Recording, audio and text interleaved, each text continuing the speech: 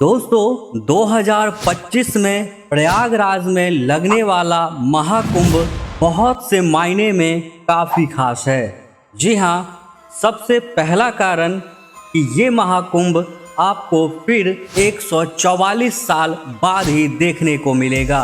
ऐसा क्यों? तो आपको बता दें कि एक होता है अर्धकुंभ जो प्रत्येक 6 साल पर होता है। इसके बाद दूसरा होता है पूर्ण कुंभ जो प्रत्येक 12 साल पर लगता है। लेकिन जो पूर्ण कुंभ 12 बार लगता है, इसके बाद ही महाकुंभ लगाया जाता है जो प्रत्येक 144 साल बाद प्रयागराज में ही लगता है। और भी कई मायने हैं इस महाकुंभ के खास होने के, तो वीडियो में आखिरी तक बने रहिएगा। आपको इस वीडियो के अंदर प्रयागराज में लगने वाले इस महाकुंभ के बारे में ऐसे जानकारी जानने को मिलेगा जो शायद आप इससे पहले नहीं जानते होंगे। दोस्तों, महाकुंभ में अमृत स्नान का एक खासा महत्व है। हर 12 साल में भारत की पवित्र भूमि पर एक ऐसा महासंगम होता है जो दुनिया भर के करोड़ों लोगों को अपनी ओर आकर्षित करता है। यह है महाकुंभ मेला, जहां करोड़ों श्रद्धालु अमृत स्नान के लिए जुटते हैं।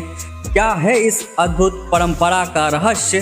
क्यों लोग इसे अमृत का स्नान कहते हैं? आज हम आपको ले चलेंगे महाकुंभ के रोमांचक सफर पर। महाकुंभ का पौराणिक इतिहास। जी हाँ, महाकुंभ का जिक्र हमारे वेदों और पुराणों में मिलता है। कहते हैं जब देवताओं और असुरों ने समुद्र मंथन किया तो उसमें से अमृत कलश निकला। लेकिन अमृत को लेकर देवताओं और असुरों के बीच एक भीषण संघर्ष हुआ।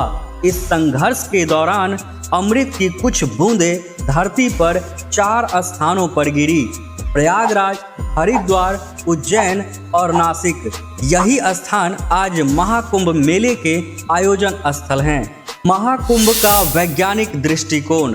जी हाँ, अगर हम पौराणिक कथाओं से हटकर वैज्ञानिक दृष्टिकोण से देखें तो महाकुंभ सिर्फ एक धार्मिक आयोजन नहीं बल्कि एक अद्भुत सामाजिक पर्यावरणीय घटना है। गंगा, यमुना और अदृश्य सरस्वती के संगम पर अमृत स्नान का वैज्ञानिक महत्व यह है कि यह जल शुद्धिकरण का प्रतीक है। रिसर्च बताती है कि इन नदियों के पानी में मौजूद औषधि गुण न सिर्फ शरीर को शुद्ध करते हैं बल्कि मन को भी शांत करते हैं।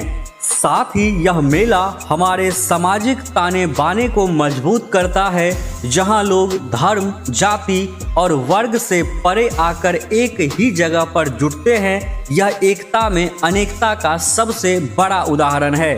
अमृत स्नान की तैयारी और प्रक्रिया। अमृत स्नान का अनुभव शब्दों में बयां करना मुश्किल है। लोग मानते हैं कि इस स्नान से न सिर्फ उनके पाप धुल जाते हैं बल्कि उन्हें मोक्ष की प्राप्ति होती है।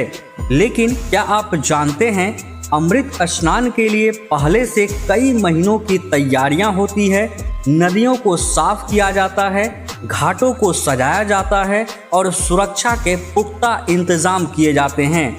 अमृत स्नान के दौरान सबसे शुभ समय को शाही स्नान कहा जाता है, जब साधु संत और अखाड़े के प्रमुख अपनी विशेष परंपराओं के साथ स्नान करते हैं।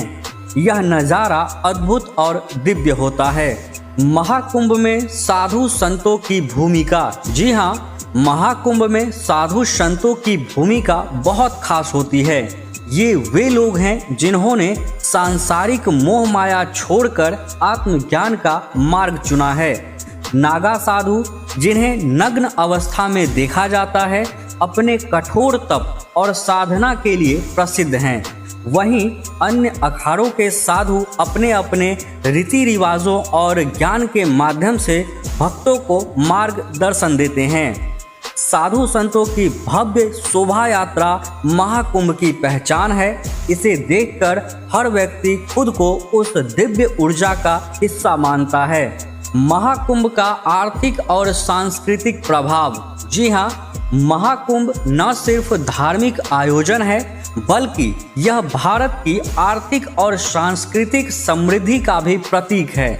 यहाँ लगने वाले मेले में करोड़ों की संख्या में लोग आते हैं, जिससे स्थानीय व्यापार को भारी बढ़ावा मिलता है। इसके अलावा यहाँ होने वाले सांस्कृतिक कार्यक्रम भारतीय परंपरा और कला का प्रदर्शन करते हैं।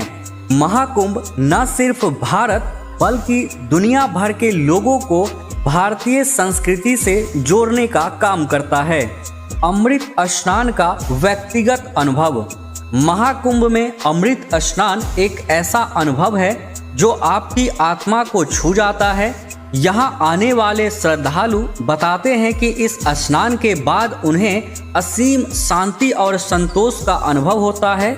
यह सिर्फ एक शारीरिक क्रिया नहीं, बल्कि आत्मा की शुद्धि का एक साधन है। यही वजह है कि हर उम्र के लोग, चाहे वे कहीं से भी हो, इस आयोजन में भाग लेने के लिए उत्सुक रहते हैं। महाकुंभ में अमृत स्नान सिर्फ एक परंपरा नहीं, यह एक अनुभव है उस दिव्यता का जो हमें हमारी आत्मा से जोड़ता है। यह सिर्फ पानी में डुबकी नहीं, यह आत्मा को परमात्मा से जोड़ने का प्रयास है। तो क्या आप भी इस अद्भुत महाकुंभ का हिस्सा बनना चाहेंगे? अपनी राय हमें कमेंट में बताएं और इस वीडियो को शेयर करें ताकि लोग इस दिव्य परंपरा के बारे में जान सके। जय गंगे, जय भारत।